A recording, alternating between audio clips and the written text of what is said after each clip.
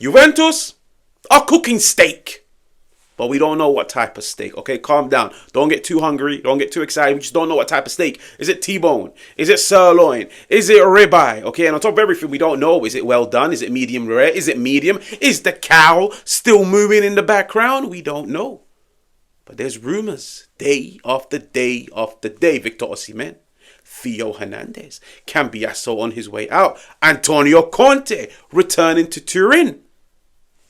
I just feel like as much as the season is coming to an end, this is a very exciting part of the season, especially when you know as a club, there's a lot of changes that need to be made. And these changes can either take you 3, 4, 5 steps in the right direction or 3, 4, 5 steps in the wrong direction. Shout out Gintoli with that shocking Mercato that he had last year. But anyways, let's start off with Antonio Conte. Now, before everything, make sure to hit the like, make sure to subscribe, make sure to let me know what you think in the comments.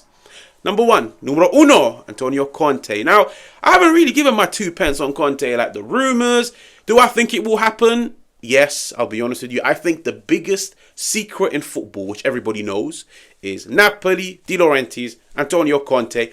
After Friday evening, that chapter comes to an end. And I feel like both parties can't wait to move away from one another. Yeah, like I saw a report today that was saying all of the demands that Antonio Conte wants in order to stay. He wants like 200 million. He wants to sign 9, 10 players. He wants to let go of certain players. He wants to have a certain level of power. He wants a new training ground.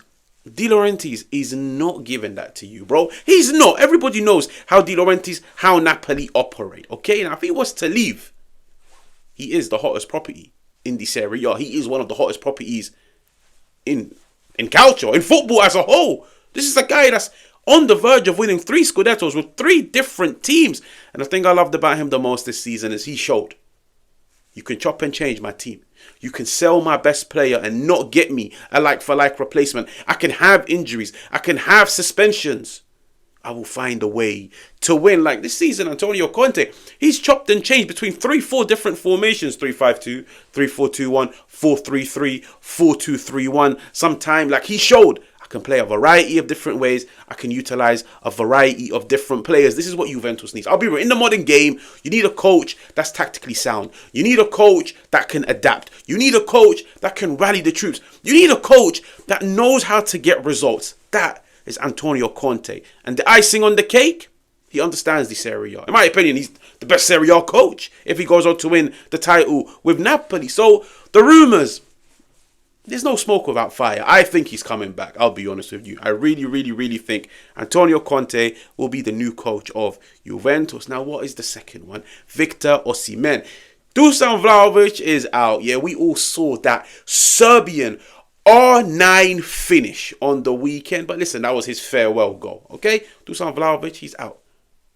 In the modern game, football as a whole, you need a striker that can score goals. Okay? You need a striker that can score goals. And I feel like so many teams across Europe are in need of a striker. Now, when you look at Victor Osimhen, he is probably top of the food chain because he's shown throughout his career, I can score you goals in abundance. Okay? That's one.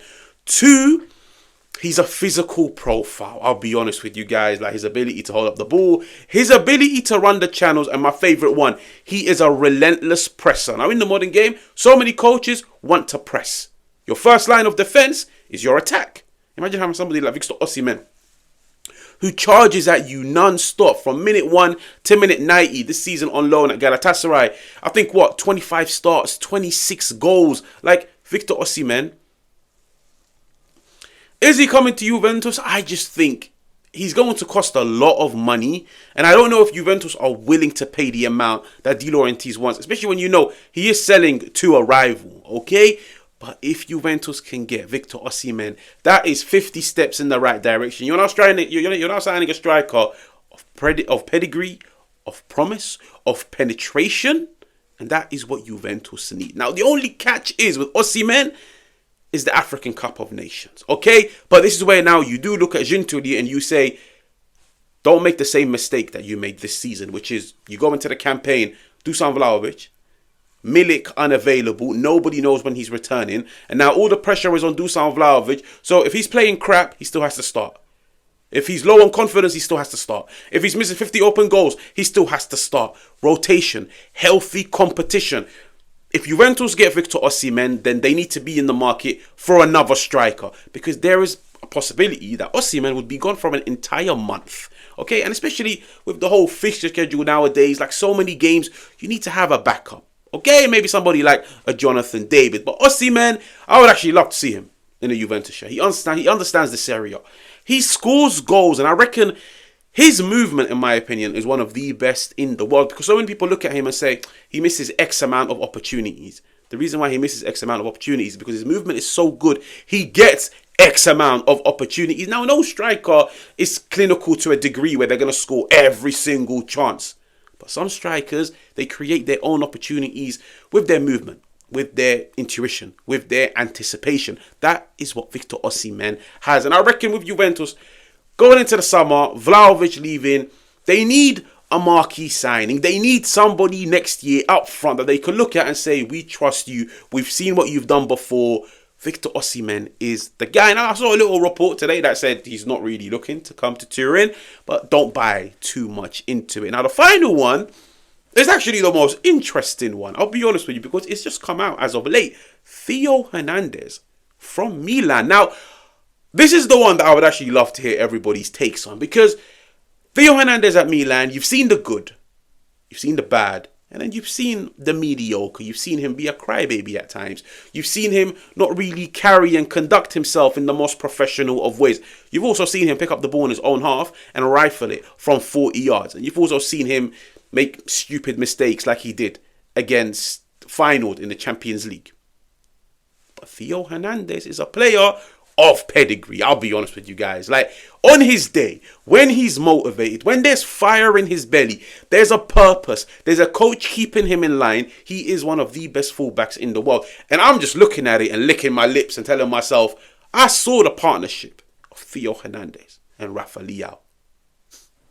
You guys know where I'm going. Theo Hernandez times Kenan Yildiz. I'm there. Bro, I'm there before the stadium even opens. I'm there 1 month before the season starts. Stood outside the Allianz Arena with my bandana and my orange pants and my red shoes. Bro, I'm there. Okay?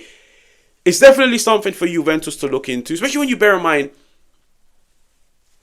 I've read that Milan have offered him less than what they offered him a few months ago. Now, in my opinion, that's very disrespectful. He's only got one more season to go. That Milan board will cash in on him. It's being reported that the same offer that Como made in January, that Theo Hernandez turned down, and he turned it down at the time because he was like, listen, I'm at a stage in my career where Como is like a retirement home, okay, with all due respect. Like, the project, it's still picking up. Como might need another 2, 3, 4 years for them to get to a level where maybe, just maybe, they can compete for Scudetto. I reckon next year they'll compete for Europe, but it's still a house in the making. And he's probably looking at himself telling, listen, I want to win now. So I don't want to go there and be part of a future project which you will only reap the rewards of in 2, 3 years. I want to go to a team now where I can compete, where I can win, where I can assert my dominance. Juventus, Milan. We've seen what happened in the past when a player went from Milan to Juventus. I'll be honest with you. There's talks that Cambiasso might leave. Theo Hernandez is an amazing replacement. I'll be honest with you. Theo Hernandez, under the right coach, in and around the right players, in a new environment. I feel like this season he's been so unsettled because of the whole transfer talk, because of the whole contract negotiations issues, because of the whole chopping and changing of managers, of systems, of principles, of formations. You put him in a team and you give him a role and you give him a position and you play him in and around the same players week in, week out, in a team that's motivated, that's hungry, that's got the good morale, good spirit, good ecosystem. Theo Hernandez can go back to the Theo Hernandez that we saw when Milan won the Scudetto. And if it is being reported, it's just going to take 35, 40 million euros. If Cambiasso was to leave and Juventus do get the 50, 60 million that they're asking for, to get Theo Hernandez for half the price, that is good business. That is very, very, very good business. But these are the rumours coming out of Turin. I'll be honest. If in 2, 3 months' time the season starts and I turn around and tell you guys, number 1, Antonio Conte is the coach, that is a step in the right direction. Number 2, Victor Osimhen is leading the line for Juventus. That is another step in the right direction. Number 3, there is a backup striker of whatever kind. A step in the right direction. Number 4, Theo Hernandez is here.